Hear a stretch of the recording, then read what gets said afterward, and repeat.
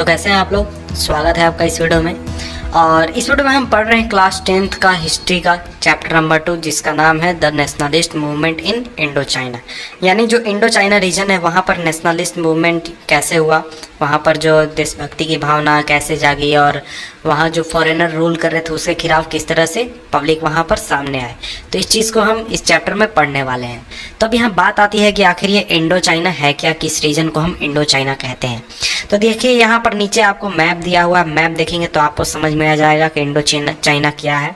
तो देखिए Indo China एक रीजन है जिसमें कि आपका जो वियतनाम, लाओस और ये कंबोडिया, ये 3 देश आते हैं। तो ये कहाँ पर है, तो यहाँ देखिए म्यांमार यहाँ तक है। म्यांमार इंडिया के बगल में म्यांमार, और उसके बाद लाओस, वियतनाम और कंबोडिया।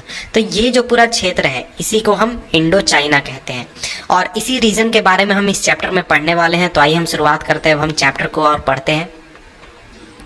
तो इसमें से हम मेनली पढ़ेंगे वियतनाम के बारे में। ये पूरा चैप्टर मेनली फोकस्ड है वियतनाम पर। Vietnam gained formal independence in 1945 before India, but it took another 3 decades of fighting before the Republic of Vietnam was formed। तो देखिए जो वियतनाम है वो इंडिया से पहले आज़ाद हुआ था, 1945 में ही आज़ाद हुआ था, लेकिन वहाँ पर करीब 3 डिकेड्स लगे, करीब 30 साल लगे लोगों को फाइट करने में, लोगों को रिपब्लिक ऑफ वियतनाम बनाने के लिए।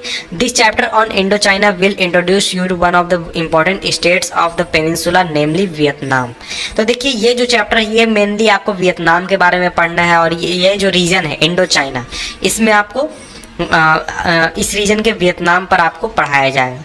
Nationalism in Indo China developed in colonial context, the knitting together of modern Vietnamese nation that brought the different communities together was in part the result of the colonization, but and importantly it was shaped by the struggle against the colonial domination। तो जो national feeling develop हुई थी या फिर nationalism develop हुआ था Indo China में, वो कॉलोनियल कंटेक्स्ट में डेवलप हुआ था, जिस तरीके से इंडिया में डेवलप हुआ था। तो जो मॉडर्न वियतनामीज नेशन जो है वो उसमें जो अलग अलग कम्युनिटीज एक साथ आए और विरोध करने लगे कॉलोनाइजेशन का, लेकिन जो स्ट्रगल पूरा है वो कॉलोनियल डोमिनेशन के दौरान ही शेप हुआ था। और इसी के साथ साथ हम उसके बाद का जो टाइम था उसको भी हम पढ़ने वाले हैं, यानी जो कॉलोनियल डोमिनेशन चला गया उसके बाद क्या हुआ। If you see the historical experience of Indochina in relation that of India, you will discover more important differences in the way colonial empire functioned and the imperial movement was developed. तो देखिए अगर आप Indochina को India से compare करेंगे तो आप देखेंगे कि इन दोनों में काफ़ी ज़्यादा डिफरेंसेस हैं। इंडिया में किस तरीके से नेशनलिज्म की भावना उठी थी और इंडो चाइना रीजन में किस तरीके से नेशनलिज्म की भावना आई थी। By looking at such differences and similarities, you can understand the variety of ways in which nationalism has developed and shaped the contemporary world। तो इस तरीके की जो चीज़ें हैं इनको आप देखेंगे तो आपको समझ में आएगा कि किस तरीके से पूरे वर्ल्ड में नेशनलिज्म की भावना अलग अलग तरीके से डेवलप हुई है और उन्होंने आज का जो वर्ल्ड है उसको शेप देने में, उसको बनाने में किस तरीके से हेल्प की है। तो इस चैप्टर का अब हम पहला टॉपिक पढ़ रहे हैं। पहला टॉपिक है emerging from the shadow of China. तो देखिए ये क्या मतलब हुआ है, शैडो ऑफ चाइना से इमर्ज करने का मतलब। तो इसका मतलब ये है कि जो इंडो चाइना रीजन है वो कंप्राइज करता है कंट्रीज वियतनाम, लाओस और कंबोडिया। और अगर शुरुआती की हिस्ट्री को आप देखें इंडो चाइना के, तो वहाँ पर बहुत सारे डिफरेंट ग्रुप्स के लोग जो है वहाँ रहा करते थे, उस एरिया में रहते थे। और ये जो पूरा रीजन था ये एम्पायर ऑफ चाइना का एक तरह से पार्ट था और उसके शैडो में था, मतलब कि उसकी छत्र छाया में ये रीजन था। Even when an independent country was established in what is now northern and central Vietnam, its ruler content to maintain the Chinese system of government as well as Chinese culture. तो यहाँ देखिए shadow of China का सीधा मतलब ये है कि देखिए जो ये रीजन था पूरा इंडो चाइना, ये शुरुआत की हिस्ट्री में अगर आप देखेंगे तो ये एम्पायर ऑफ चाइना के अंडर में आता था और उसके अंडर में ही ये था। और लेकिन इसके बाद भी जब इंडिपेंडेंट कंट्री वियतनाम की या फिर इंडो चाइना रीजन में बने, सेंट्रल वियतनाम और नॉर्दर्न वियतनाम रीजन में, लेकिन वहाँ के जो रूलर्स थे उन्होंने चाइनीज सिस्टम को बनाकर रखा, बरकरार रखा, गवर्नमेंट के स्टाइल का, चाइनीज गवर्नमेंट ऑफ स्टाइल, और जो चाइनीज कल्चर है उसको भी अपना कर रखा। Vietnam was also linked to what has been called the maritime silk route that brought in goods, people and ideas. Other networks of trade connected it to the hinterland where non-Vietnamese people such as Khmer Cambodians lived. तो देखिए Vietnam जो है वो maritime silk route से भी जुड़ा हुआ था, जहाँ से सामान आते थे, फिर आपके आइडियाज़ आते थे, लोग आते थे, और अलग तरह के ट्रेड रूट से भी ये इलाका जुड़ा हुआ था। जैसे कि कंबोडिया हो गया, कंबोडियंस हिंटरलैंड, इन रीजन से भी।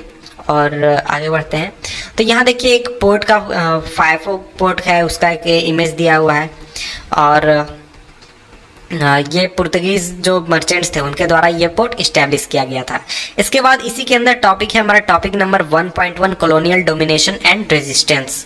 The colonization of Vietnam by the French brought the people of the country into conflict with the colonizers in all areas of life. The most visible form of French control was military and economic domination, but the French also built a system that tried to reshape the culture of the Vietnamese.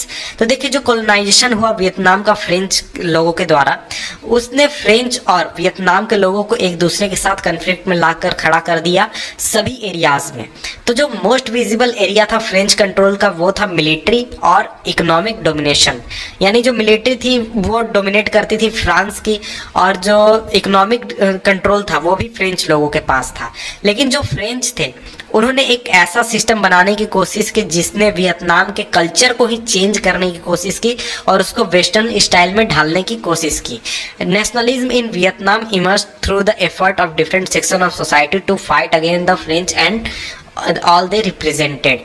तो देखिए जो nationalism की भावना Vietnam में develop हुई वो इस भावना को लेकर डेवलप हुई कि देखिए सभी सोसाइटी के लोग जो हैं वो फ्रेंच के साथ अपने दिन ब दिन के लाइफ से एक तरीके से परेशान थे, क्योंकि वो हर चीज़ में दखल दे रहे थे जो फ्रेंच थे, और इस वजह से वो चाहते थे कि फ्रेंच लोग जो हैं वो इन चीज़ों में दखल ना दें और एक तरीके से इस इलाके को छोड़कर चले जाए और हमारे लाइफ को एक तरीके से जीने दें खुद को। तो यहाँ देखिए एक इमेज है जिसमें कि फ्रांसिस गार्नियर जो है, जिसको जिम्मा मिला था कि ये ग्युएन जो डायनेस्टी थी वहाँ की, उस पर अटैक करने का जिम्मा मिला था, लेकिन वहाँ के जो गार्ड्स थे उन्होंने उसकी हत्या कर दी थी और वो बेचारा वहाँ से निकल भी नहीं पाया था। इसके बाद French troops landed in Vietnam in 1858 and by the mid 80s they had established a firm grip over the northern region. After the Franco-Chinese War, French assumed control of Tonkin and Annan, and in 1887 French Indochina was formed. तो देखिए French troops जो थे वो 1858 के करीब Vietnam में आए थे और करीब 1880 तक उन्होंने काफ़ी अच्छा कंट्रोल कर लिया था नॉर्दर्न रीजन जो था वियतनाम का, उस रीजन पे। और इसके बाद जो फ्रांस और चाइना के बीच में वार हुआ, इसमें जो फ्रेंच लोग थे उन्होंने अन्नान और टोंकिन रीजन को अपने अंडर में ले लिया, कंट्रोल कर लिया उस रीजन को। और 1887 में जो फ्रेंच इंडो चाइना हम नाम जान रहे हैं, ये एक तरीके से फॉर्म हुआ था, बना था। In the following decades, the French sought to consolidate their position and people in Vietnam began reflecting on the nature of the loss of Vietnam was suffering. तो देखिए आगे के कुछ सालों में फ्रेंच लोग जो थे उन्होंने अपने पद को मजबूत करने की कोशिश की, अपनी स्थिति को वियतनाम में मजबूत करने की कोशिश की, लेकिन इस बात से वियतनामीज जो थे वो एक तरीके से सजग हो चुके थे, उन्हें ये पता चल चुका था कि आखिर वियतनामीज इस पूरे प्रकरण में, ये जो पूरी चीज़ हो रही है जिसमें कि ये जो लोग हैं फ्रेंच लोग, इन्होंने जो कब्जा कर लिया है उसमें वियतनामीज को क्या क्या लूज करना पड़ रहा है अपने इकोनॉमिक सेक्शन में, अपने मिलिट्री लेवल पर, अपने डेली लाइफ के लेवल पर, अपने कल्चर तक को लूज करना पड़ रहा है। Nationalist resistance developed out of this reflection. तो लोगों को ये जब समझ में आने लगा कि हम बहुत ही ज़्यादा चीज़ लूज कर रहे हैं और हम एक तरीके से अपना एग्जिस्टेंस ही लूज कर रहे हैं, तब जाकर एक तरीके से नेशनलिस्ट रेजिस्टेंस डेवलप हुआ और ये इसने शेप लेना शुरू किया। तो यहाँ ये जो इमेज ड्रॉ किया गया है, ये इमेज ड्रॉ किया गया है फ्रेंच एक्सप्लोरेटरी फोर्स द्वारा। ये एक ऐसा फोर्स होता था जो कि अलग अलग इलाकों में जाता था और वहाँ के मैप्स बनाता था, उनके रिवर्स के मैप्स बनाता था, ताकि जो रूट्स हैं उनको एक तरीके से खोजा जा सके। तो एक ब्लाइंड पोएट था क्या कहते हैं वियतनाम का, उसने एक बात कही थी, द फेमस ब्लाइंड पोएट गुएन डिन चिऊ, 1888 तक वो जिया था। उसने कहा था, I would rather face eternal darkness than see the faces of traitors. उसने कहा था कि मैं अंधेरा देखना पसंद करूंगा, मैं देख नहीं सकता, मैं अंधेरा देखना पसंद करूंगा, इसके मुकाबले कि मुझे गद्दारों का चेहरा देखना पड़े। I would rather see no man, मैं किसी भी व्यक्ति को नहीं देखूंगा मुकाबले कि मुझे किसी व्यक्ति की पीड़ा देखनी पड़े। I would rather see nothing than witness the dismembering of the country in decline. मैं देश को एक तरीके से झुकते हुए या बर्बाद होते हुए देखने के बजाय मैं कुछ भी नहीं देखना पसंद करूंगा। इसके बाद टॉपिक है हमारा टॉपिक नंबर 1.2, जिसका नाम है why the French thought colonies necessary. तो आखिर फ्रेंच को ऐसा लगता क्यों था कि कॉलोनीज जो है वो बहुत ही जरूरी है और कॉलोनीज बनानी चाहिए। Colonies was considered essential to supply natural resources and other essential goods. देखिए कॉलोनीज जो है उन्हें जरूरी समझा जाता था कि जो नेचुरल रिसोर्सेज जो कंट्री है उसको अगर चाहिए तो वो कहाँ से आ सकते हैं, तो वो कॉलोनीज से बड़ी आसानी से और बड़े सस्ते दामों पर आ सकते हैं। Like other western Nations, France also thought it was the mission of the advanced European countries to bring the benefit of civilization to backward people। तो दूसरे जो वेस्टर्न नेशन थे यानी यूरोप के नेशन थे, बिल्कुल उन्हीं तरीके से फ्रांस को भी ऐसा लगता था कि ये उसकी जिम्मेदारी है कि जो एडवांस्ड यूरोपियन कंट्रीज हैं जैसे कि जर्मनी, फ्रांस, इंग्लैंड, ये सिविलाइजेशन के बेनिफिट्स को बैकवर्ड लोगों तक पहुंचाए। बैकवर्ड का मतलब यहाँ पर वो कह रहे हैं दूसरे इलाकों में, जैसे यूरोप के बाहर आपका अमेरिका हो गया, इंडिया हो गया, चाइना हो गया, इंडो चाइना हो गया, इन सभी रीजन्स में। तो एक तरीके से ये जो लोग थे, यूरोप के लोग थे, वो पूरे वर्ल्ड को बाकी जितने लोग वर्ल्ड में रहने वाले हैं उन सभी को एक तरीके से वो बैकवर्ड समझते थे कि इनको कुछ नहीं आता है, ये बेवकूफ़ है, हम लोग भी बहुत ज़्यादा तेज हैं। The French began by building canals and draining lands in the Mekong delta to increase cultivation.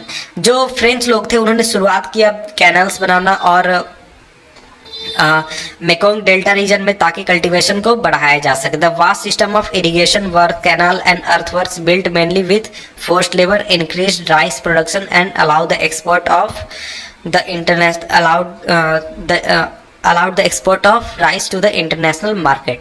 तो देखिए जो फ्रेंच थे उन्होंने कैनाल्स बनाना शुरू कर दिया और ये जो इतना बड़ा इरिगेशन सिस्टम बनाया जा रहा था और ये सारा काम किया जा रहा था फोर्स लेबर के जरिए, यानी कि किसी भी व्यक्ति को उठाकर फोर्स कर दिया जाता कि नहीं तुम्हें यहाँ काम करना ही है। और इस वजह से जो राइस प्रोडक्शन हुआ वो काफ़ी ज़्यादा बढ़ गया और इस वजह से जो फ्रेंच थे वो इंटरनेशनल मार्केट में राइस को सेल करने में वो एक तरीके से सक्षम हो गए। The area under rice cultivation went up from 274,000 hectares in 1873 to 1.1 million hectare in 1900 and 2.2 million in 1930। तो देखिए जो एरिया यूज हो रहा था राइस कल्टीवेशन में वो आपका 1873 में 2,74,000 हेक्टेयर हो रहा था, लेकिन 1900 यानी कि करीब आपके 27 साल बाद ही करीब ये 4 गुना बढ़ गया, 1.1 मिलियन हेक्टेयर हो गया और इसके 30 साल बाद ये इससे भी दुगना हो गया और 2.2 मिलियन हेक्टेयर हो गया। Vietnam exported 2/3 of its rice production and by 31 had become the third largest exporter of rice in the world. तो वियतनाम जो था वो अपना पैदा किए गए जो राइस था उसका 2/3 जो है वो एक्सपोर्ट कर देता था और 1931 आते आते तक वो वर्ल्ड का थर्ड लार्जेस्ट राइस एक्सपोर्टर हो चुका था। This was followed by infrastructure project to help transport goods for trade, move military garrison and control the entire region। तो इसके साथ साथ आगे चलकर इंफ्रास्ट्रक्चर प्रोजेक्ट भी काफ़ी ज़्यादा चलाए जाने लगे जिनमें ताकि जो ट्रांसपोर्ट जो गुड्स है उनको ट्रांसपोर्ट किया जा सके, ट्रेड के लिए मिलिट्री का जो चीज़ें हैं उनको ट्रांसपोर्ट किया जा सके और पूरे रीजन को आसानी से कंट्रोल किया जा सके। Construction of a trans Indochina rail network that would link the northern and southern part of Vietnam and China was begun. और इसके साथ साथ इंडो चाइना रीजन में इंडो चाइना में रेल नेटवर्क बनाना भी शुरू किया गया जो कि नॉर्दर्न और साउदर्न वियतनाम को चाइना के साथ जोड़ेगा। द फाइनल लिंक विथ यूनान in China was completed by 1910। तो 1910 में जो फाइनल लिंक था उसे कंप्लीट किया गया जिसमें कि जो यूनान प्रांत है चाइना का उसके साथ लिंक कर दिया गया वियतनाम को। The second line was also built linking Vietnam to Siam. तो देखिए सेकेंड लाइन जो बना उससे वियतनाम को सियाम के साथ जोड़ा गया क्योंकि थाईलैंड को उस समय सियाम ही कहा जाता था, आज जो हम कंट्री थाईलैंड जानते हैं उसी को। Via the Cambodian capital of the Phnom Penh. इसके बाद आगे by the 1920s to ensure higher level और profit of their business French business interest were pressuring the government in Vietnam to develop infrastructure further. तो 1920 आते आते तक जो businessman थे जो ज़्यादा से ज़्यादा प्रॉफिट चाहते थे वो सरकार को प्रेशर करने लगे कि ये जो डेवलपमेंट्स चलाए जा रहे हैं इनको और भी ज़्यादा बढ़ाया जाए और भी डेवलपमेंट्स किए जाएं और भी इस तरह के प्रोजेक्ट्स चलाए जाएं इंफ्रास्ट्रक्चर प्रोजेक्ट्स, ताकि हमारा जो एक तरीके से प्रॉफिट रेशियो है वो बढ़ सके। 1.3 शुड कॉलोनीज बी डेवलप्ड, क्या कॉलोनीज को डेवलप करना चाहिए। ये इस तरीके के जो डिस्कशन थे वो फ्रेंच लोगों के बीच में काफ़ी ज़्यादा चल रहे थे। Everyone agreed that colonies had to be serve the interest of the mother country. तो देखिए फ्रांस के या फिर जितने भी कंट्रीज थे जिन्होंने कॉलोनीज बनाए थे वो सभी इस बात से एग्री करते थे कि देखिए कॉलोनीज जो है उनको यूज़ करना चाहिए, किस लिए, तो कि हमारी जो कंट्री है उसको एक तरीके से सर्व किया जा सके। एक तरीके से हम कह सकते हैं कि अगर मैं किसी व्यक्ति को नौकर रख लूँ अपने खुद का यूज़ के लिए, तो बिल्कुल उसी तरीके से फ्रांस का वियतनाम क्या हो गया, एक तरीके से नौकर था जो कि उसका ख्याल रखने के लिए रखा गया था। इंग्लैंड का इंडिया क्या था, एक तरीके से नौकर था, इंग्लैंड का ख्याल रखने के लिए इंडिया को रखा गया था। But the question was how, तो आखिर कैसे। तो कुछ लोग थे जैसे कि पॉल बर्नार्ड एक इन्फ्लुएंसर राइटर थे और पॉलिसी मेकर थे, उन्होंने वो बिलीव करते थे, मैं इसको नीचे कर देता हूँ, वो बिलीव करते थे कि इकोनॉमिक जो कॉलोनीज का है उसको डेवलप किया जाए। वो उनका आर्गुमेंट ये था कि जो कॉलोनीज को एक्वायर करने का रीज़न क्या है, वो रीज़न है कि हमें प्रॉफिट बनाना है।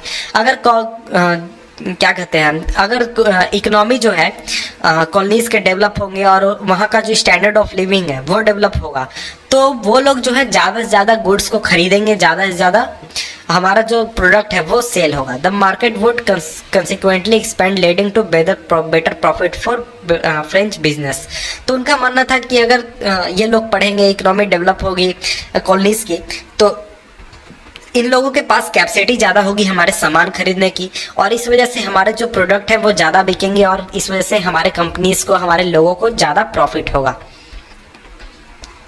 Bernard suggested that there were several barriers to economic growth in Vietnam: high population level, low agriculture productivity, and extensive indebtedness among the peasants.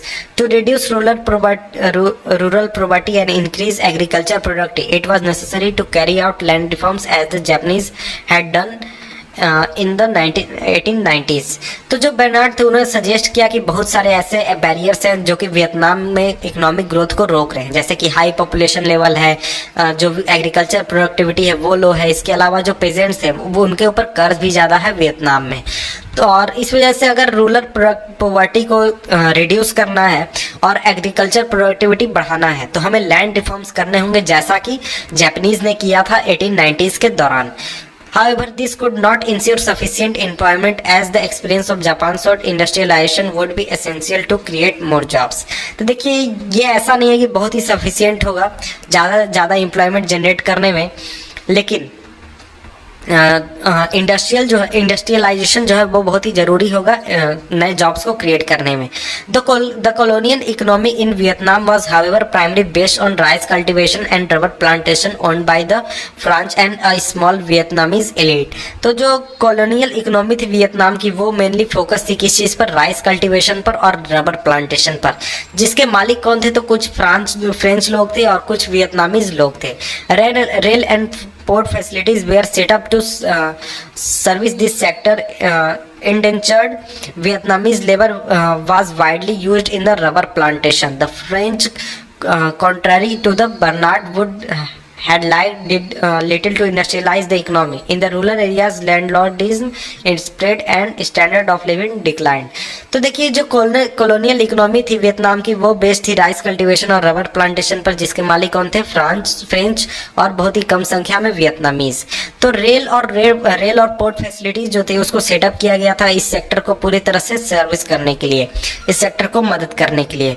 इसके अलावा जो इंडेंचर्ड वियतनामीज लेबर थे, तो अब ये इंडेंचर्ड वियतनामीज लेबर क्या होता है। तो इसका मीनिंग यहाँ पर दिया गया है कि ये एक फॉर्म का लेबर होता है जिसको कि प्लांटेशन में यूज़ किया जाता था मिड 19th सेंचुरी में। कहाँ पर? तो वियतनाम में। लेबर्स ये जो थे ये काम करते थे कॉन्ट्रैक्ट के बेसिस पर और इनको किसी भी तरीके का अधिकार नहीं दिया जाता था। लेकिन इस कॉन्ट्रैक्ट में जो एम्प्लॉयर्स होते थे जो कि इन लेबर्स को रखते थे उनको बहुत ही ज़्यादा अधिकार दिए जाते थे। जो एम्प्लॉयर्स जो थे वो यहाँ तक जेल में डाल सकते थे और जो लेबर्स थे उनको पनिश कर सकते थे अगर कॉन्ट्रैक्ट को वो फुलफिल ना करें, यानी लेबर्स अगर फुलफिल ना करें। The French contrary to the what Bernard would have like did little to industrialise the economy. लेकिन जो फ्रेंच लोगों थे, फ्रेंच जो रूलर्स थे या फिर जो एलिट थे, उन्होंने बर्नार्ड के एक तरीके से बात को ध्यान नहीं दिया, उसे नकार दिया और बहुत ही क्या कह सकते हैं बहुत ही कम ध्यान दे इकोनॉमी को इंडस्ट्रियलाइज करने में और वहाँ जॉब्स क्रिएट करने में। तो इसका रिजल्ट ये हुआ कि रूरल एरियाज में जो लैंडलॉर्डिज्म था वो काफ़ी ज़्यादा बढ़ गया और जो स्टैंडर्ड था वो काफ़ी ज़्यादा गिर गया, लिविंग स्टैंडर्ड। तो इस वजह से स्थिति जो थी वो पहले से भी और भी ज़्यादा ख़राब हो गई। तो यहाँ पर इमेज है एक फ्रेंच वेपन आर्टिस्ट का जो कि वहाँ पर आया है। इसके बाद टॉपिक है हमारा topic number two the dilemma of colonial education. तो देखिए इस टॉपिक को हम पढ़ेंगे नेक्स्ट वीडियो। तो मिलते हैं आपसे हम नेक्स्ट वीडियो में, तब तक के लिए गुड बाय।